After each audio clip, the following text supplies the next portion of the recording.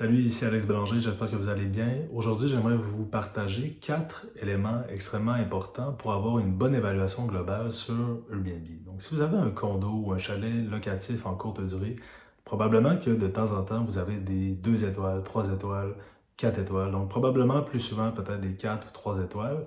Et vous vous demandez, qu'est-ce qui s'est passé? Donc, est-ce que c'est de ma faute ou est-ce que c'est le voyageur qui est un peu cinglé puis qui a décidé de me donner une mauvaise cote? Après avoir accueilli plus de 1000 voyageurs au cours des 5 dernières années, j'ai réalisé que en remplissant 4 éléments précis, il est possible d'avoir des 5 étoiles à chaque voyage. Donc, probablement que une fois sur 50, par exemple, vous allez avoir quelqu'un qui est jamais satisfait et qui là, va vous donner un 2 étoiles, 3 étoiles.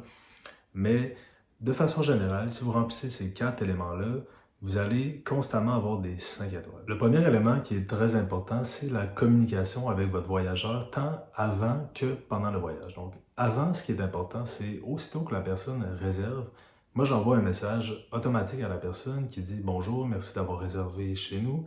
Nous allons vous revenir quelques jours avant votre arrivée avec les informations concernant votre séjour. » Donc ça, c'est important parce que imaginez si la personne réserve, elle n'a pas de nouvelles pendant 5 jours, et là, elle se demande, qu'est-ce qui se passe? Est-ce que je me suis fait arnaquer?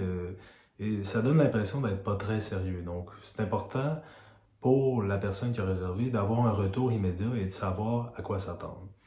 Si c'est un chalet que les parkings, c'est facile, dans la cour, j'envoie pas de message concernant le parking.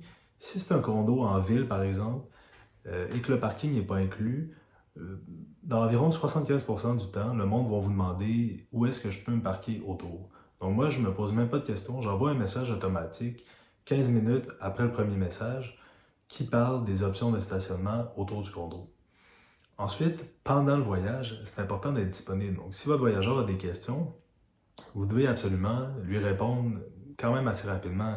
Donc je dirais dans les 30 minutes suivant la réception du message. Sauf si c'est par exemple le soir ou la nuit, ou que c'est pas une question très importante, là vous pouvez attendre un peu. Mais sinon, c'est extrêmement important d'être très réactif, ça va influencer sur votre évaluation globale à la fin. Le deuxième élément que j'ai remarqué qui est particulièrement important et qui n'est pas très coûteux, et que pas beaucoup de monde font, c'est d'offrir une petite attention envers le voyageur. Donc, aussitôt qu'il rentre, il faut que le voyageur sente que vous avez pensé à lui et que c'est pas juste un voyageur parmi tant d'autres et que vous allez juste prendre son argent et que vous vous en foutez de lui. Donc, il y a certaines personnes qui, dans des chalets, condos luxueux, vont offrir, par exemple, une bouteille de vin. Ça, c'est quand même assez dispendieux. Si vous avez un condo plus bas de gamme, que vous louez moins cher la nuit, moi, pendant un certain temps, j'offrais des bières de microbrasserie. Ça peut être de quoi de plus simple, ça peut être un petit sachet de popcorn avec un message qui dit Bienvenue chez moi. Si vous avez besoin de quoi que ce soit, simplement me contacter. Ça peut être des guimauves, ça peut être un peu de chocolat chaud en sachet. Donc, des petites affaires qui font en sorte que le voyageur sent que vous avez pensé à lui et que vous n'allez pas juste prendre son argent et plus jamais y penser. Le troisième élément qui est particulièrement important, et j'imagine que vous vous en doutez, mais c'est la propreté. Donc, la propreté, en particulier dans la salle de bain, donc les poils, suffit qu'il y ait 1 ou 2 poils et que le voyageur s'en rende compte. À ce moment-là, en général, ça ne pardonne pas. Donc, il y a certaines personnes qui sont compréhensives. Donc, moi, par exemple, si je vais dans un Airbnb et que je trouve un poil, je peux comprendre que ça peut arriver. Donc, les ménagers ne sont pas parfaits et ça peut arriver. Mais il y a plusieurs personnes qui sont extrêmement rigoureux à ce niveau-là et tout ce qui est poils, poussière, taches, ils n'accepteront pas ça. Donc, la propreté, très très important. Et même d'aller regarder parfois des petits coins qu'on oublie. Par exemple, les bordures de fenêtres, les pentures, le meuble télé parfois qui peut s'empoussiérer, des petites armoires, etc. Donc ça, c'est des choses que parfois des voyageurs vont regarder. Et s'ils trouvent un peu de poussière, là, ils vont se dire, OK, la propreté a été négligée.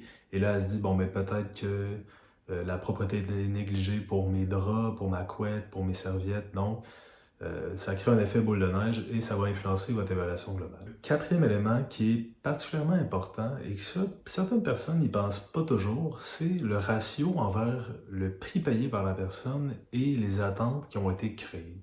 Donc, je m'explique. Si vous louez un condo à 400 $ la nuit, la personne va s'attendre à une expérience assez exceptionnelle. Donc, la personne va s'attendre à du haut de gamme, va s'attendre peut-être à ce qu'il y ait une bouteille de vin offerte, à ce qu'il y ait suffisamment de serviettes pour prendre sa douche, à ce qu'il y ait des choses qui sortent de l'ordinaire. Versus un condo à 100 $, la personne va avoir un peu moins d'attente et donc vous pouvez en offrir un peu moins, ça va moins influencer votre évaluation globale. Donc, il faut faire attention quand vous fixez votre prix de livrer la marchandise. Sinon, ça va influencer votre évaluation globale énormément. Donc, un voyageur qui va payer 400 $, comme je disais, va être très, très critique. Il faut que tout soit parfait, tant la propreté que ce qui est dans le logement. La personne qui paye 100 $ pour son séjour, ce qu'elle veut surtout, c'est un endroit pour dormir. Et si c'est pas trop propre ou s'il manque de quoi, ça va peut-être passer. Vous allez peut-être vous en sortir avec un 5 étoiles malgré tout. Mais à 400 $ la nuit, ça pardonne pas. Donc voilà pour les 4 éléments extrêmement importants à considérer pour avoir une bonne évaluation globale sur Airbnb. Donc comme je vous ai dit, j'ai remarqué que si vous respectez ces 4 éléments-là, vous allez avoir à peu près 95% du temps des 5 étoiles. Si j'en ai oublié, mettez-le en commentaire. Ça se peut que j'en ai oublié, qu'il y en ait d'autres qui soient importants en fonction du type de bien que vous avez. Également, n'oubliez pas que j'offre une feuille gratuite pour les calculs pour du multilogement résidentiel. Le lien est en description. Vous pouvez aller cliquer là-dessus et réclamer votre feuille gratuite. Je vous remercie d'avoir écouté la vidéo et on se dit à la prochaine.